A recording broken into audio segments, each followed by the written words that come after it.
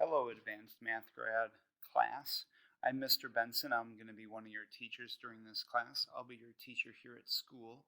Ms. Hoffman will be your teacher virtually, so on those days you're at home or if you're full distance.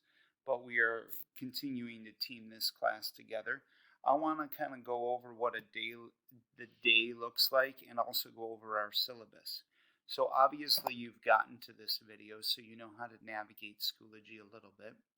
Under each week, here we have week 1, you'll have the days broken down. And under day 1, which is where we were, where you probably got this video, you're going to have assignments and videos and exit tickets. Now sometimes they will be here, but other times they may just have this little icon with the pencil and piece of paper, and you'll click on that and all your activities and links will be here. If you see it as blue with an underline, it's a link. It may be a link to a video, or it may be a link to a Drive document, or it may be a link to something else. But we will put these in order in which we want you to do things. For the most part, the first thing we'll have you do is watch a video that'll either talk about the day or go over the lesson. At the end of every day, the last thing will be an exit ticket. The exit ticket most likely will be a short Schoology assessment. It may be a 1 question, 2 question, 3 question. We are going to use that not only to take your attendance, but to see what you know at the end of the lesson.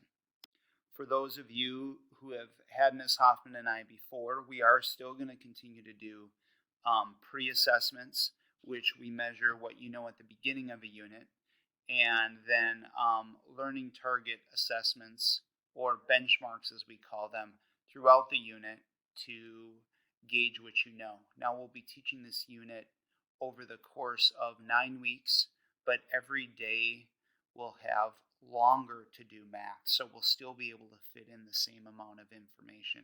We'll be starting with order of operations, which we will use not only in this class, but throughout the rest of your math and life career.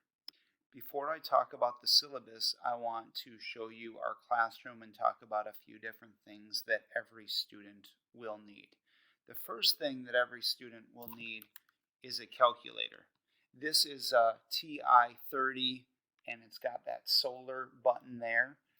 That's important not only for energy, but the way the TI-30 solar works is you type the problems how you see them.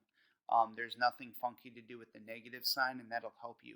You need to bring your own and have your own. We are not allowed to hand out calculators as we have in the past, so every student will need a calculator. We will hand out that first week of school a marker board and a marker, and you are going to keep this in your backpack. And every day you're here at Stillwater High School with me, you're going to pull this out of your backpack to do the work, because we are not going to hand out pieces of paper for you. So we will use this for not only for you to do the works, but so that you can show me quickly, Mr. Benson, this is how I got it, so that I can help you here from our interactive whiteboard on how to do the problems. And lastly, this is the setup of our room. We have these cool desks on wheelies this year. We still do have a high table, 2 high tables, 3 if you can see way back in the corner. But for the most part, we are in chairs and in desks. Last thing I want to briefly go over with you is our course syllabus. Now you'll see a copy of a link to this page in your folder for week 1 as well. Remember that this class is based on all 9th through 12th grade Minnesota math standards. What that means is that we will be covering a variety of things, including pre-algebra skills, to make sure that that you have them down pat, so that you can move on to algebra with quadratics, or Ms. Hoffman's in my new class, consumer math. Materials, that TI-30 is listed right there. You're going to need to bring that every single day. class structure, like I said before, we will be focusing on using marker boards and pre-assessments to figure out what you know, and then modifying what we give you as far as homework to get you to the point where you can be self-sufficient in math. Our grading scale is on a PIP, NP basis, and P means proficient. It means that you've mastered about 70% or more of the information. IP means that you're still learning it and you have not mastered it. And an NP means that you're just getting your feet wet, just starting to know it.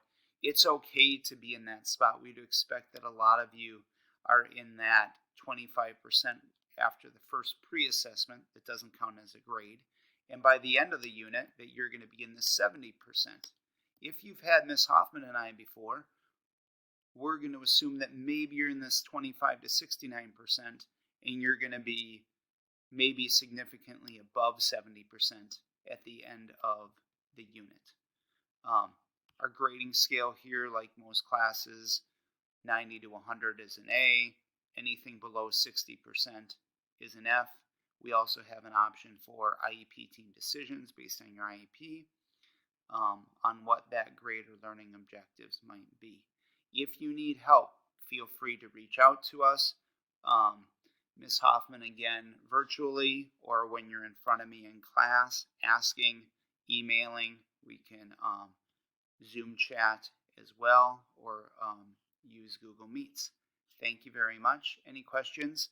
Here is our contact information again. Have a good day.